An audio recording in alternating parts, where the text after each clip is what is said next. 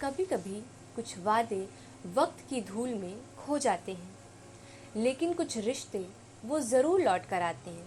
ये कहानी है प्रेम और इंतज़ार की। क्या वो कभी वापस आएगी? क्या प्यार सच में कभी खत्म होता है? चलिए जानते हैं इस दिल छू लेने वाली कहानी में। इंतज़ार की घड़ियाँ लंबी हो सकती हैं, पर क्या प्यार कभी मरता है? जानने के लिए सुनिए, तुम ज़रूर लौट कर आओगी।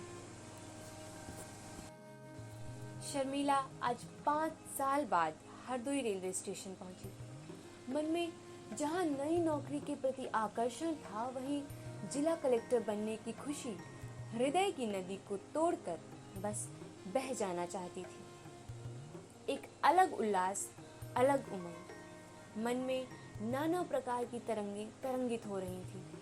आज के 5 साल पहले जब ससुराल आई थी तो उसके अरमान को विवेक ने चकनाचूर कर दिया था। दरअसल शर्मिला स्नातक के बाद सिविल सर्विसेज की तैयारी करना चाहती थी। उसके मन में बचपन से ही देश सेवा का जुनून सवार था। शादी के 1 साल तक सब कुछ ठीक ठाक चला। उसकी सेवा परायणता ने ससुराल वालों का मन मोह लिया। सभी उससे प्रेम करते थे, लेकिन जब भी वो सिविल सर्विसेज की तैयारी की बात अपने पति से कहती तो उसका पति विवेक हर बार नज़रअंदाज कर देता। एक बार शर्मिला ने दिल्ली जाकर तैयारी करने की बात अपने ससुर से जब कहा तो उसे जैसे काट मार दिया। कुछ देर के बाद बुझे स्वर से उसके ससुर राम प्रसाद ने कहा, जैसा विवेक चाहे वैसा करो। इधर विवेक अपने पिता के ऊपर तैयारी करने की बात टाल देता था। द्वंद्व की इस चक्की में बेचारी शर्मिला की इच्छा पिसी जा रही थी। उसने अपने पति विवेक की विवेकहीनता की तलवार से अपने भविष्य के पंख को काटने नहीं देना चाहती थी। इस बात को लेकर आए दिन घर में अब कलह होने लगे। शर्मिला ने मजबूरन कोर्ट जाकर तलाक की अर्जी दाखिल कर दी। कुछ दिन बाद जब वो शाम को बैठकर पढ़ रही थी, तभी एक चपरासी कोर्ट से तलाकनामा लेकर विवेक के घर पहुंचा। विवेक उस समय घर पर नहीं था। ये पत्र उसके पिता राम प्रसाद ने प्राप्त किया। पत्र पढ़ते ही जैसे उसके पिता के नीचे से जमीन किसी ने खींच ली हो। रात के 9 बज रहे थे। पौष का महीना था। लोग घरों में दुबक गए थे। बाहर कुत्तों के भौंकने की आवाज इस शीत के सन्नाटे को क्षण भर के लिए जरूर चीर दे रही थी, लेकिन शायद वो अपर्याप्त था। विवेक अपने मित्र के घर से लौट रहा था। पता नहीं क्यों आज उसका मन बहुत अशांत था। उसके मोटरसाइकिल की स्पीड आज बढ़ाए नहीं बढ़ रही थी। कुछ अनहोनी की आशंका उसके मन को दबोच रही थी। जब वो घर पहुंचा तब उसके पिता ने कहा, बेटा अब हम लोगों के बुरे दिन आ गए हैं। शर्मिला ने तुमको तलाक दे दिया है। ये सुनते ही विवेक की आंखों से आंसू की अनवरत धारा बहने लगी। विवेक किंग कर्तव्य विमूढ़ हो गया। पत्नी के प्रति उसके मन में अनुरक्ति थी। प्रेम का जो बीजारोपण दोनों ने किया था, आज छतनार वृक्ष बन गया था। शर्मिला भी उस छतनार वृक्ष की छाया से दूर नहीं जाना चाहती थी, लेकिन हर लड़की की तरह उसके मन की भी कल्पनाएं आसमान छूना चाहती थी।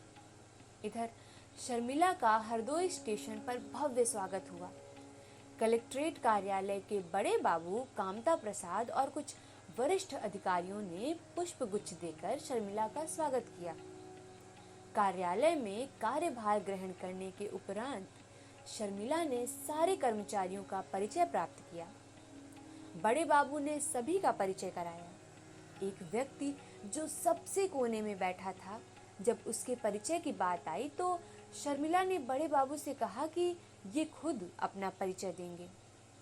वो व्यक्ति शर्मिला को देखकर अवाक हो गया, जैसे वह निस्तेज सा हो गया।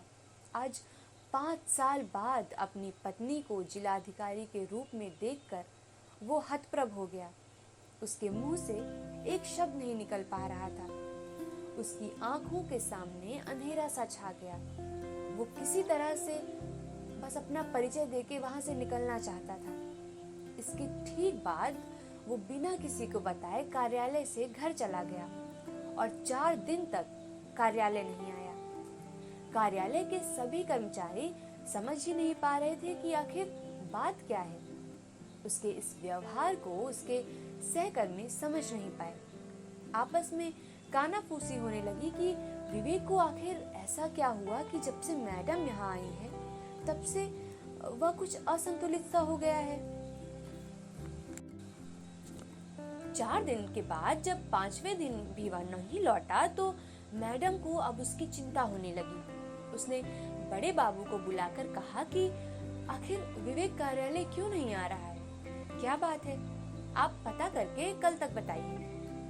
अगले दिन बड़े बाबू ने आकर मैडम से कहा कि मैं विवेक के घर गया था, वो बीमार है, अब ठीक हो रहा है, ऐसा उसने बताया।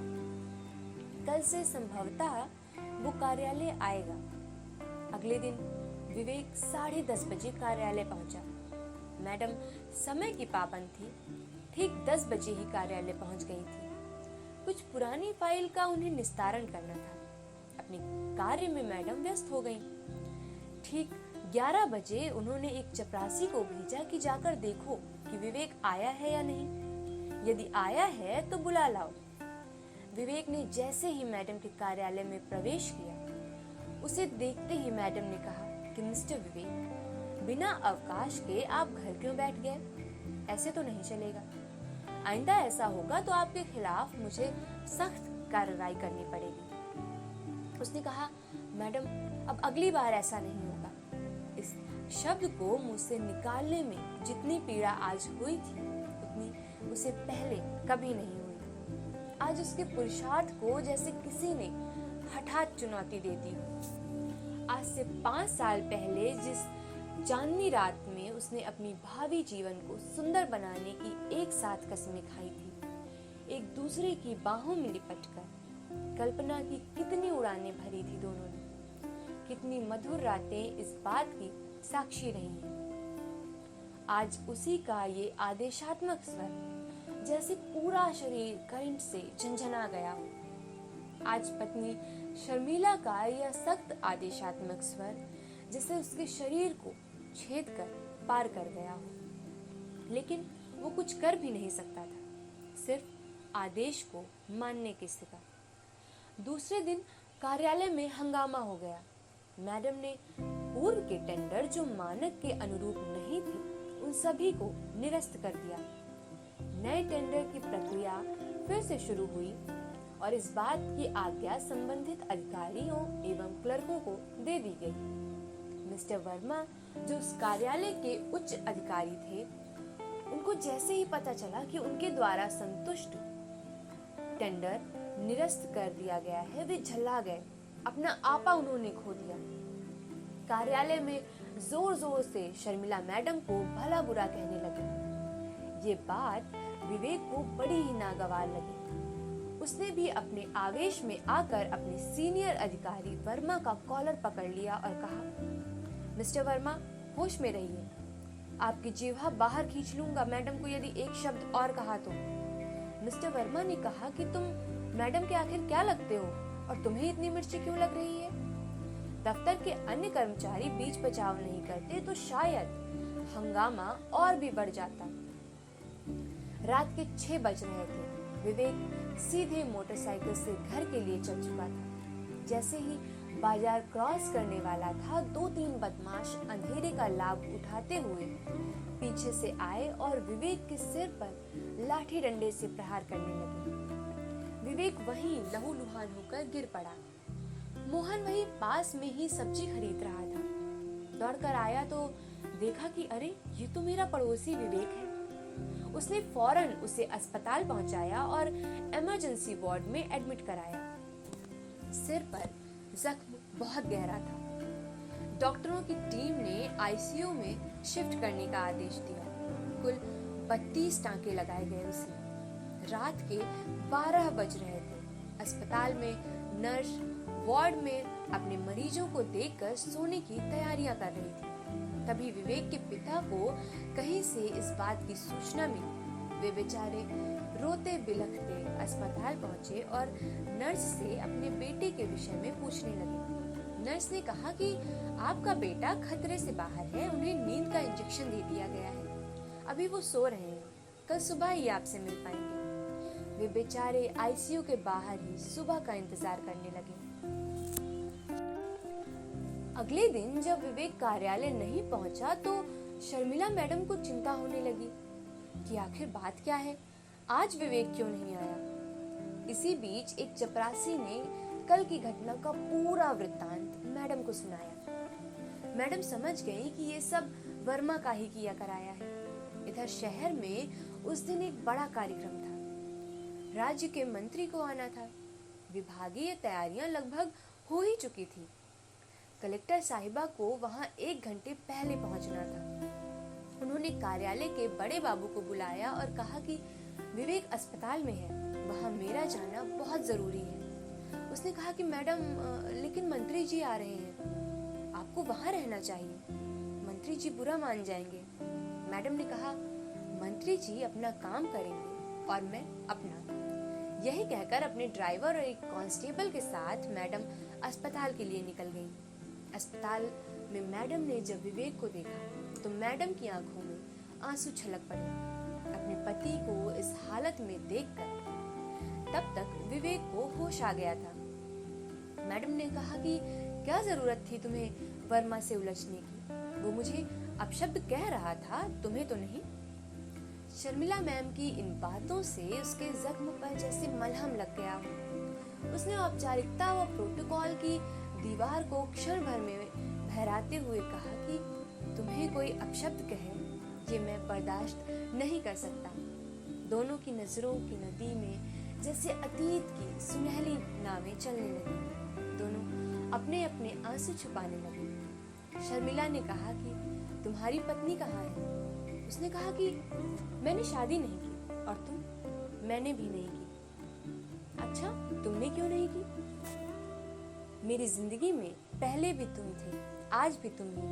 विवेक ने कहा मुझे उम्मीद थी कि तुम जरूर लौट कर आओगे। ये कहते ही दोनों फफक कर रोने लगे और एक दूसरे से गले लिपट गए।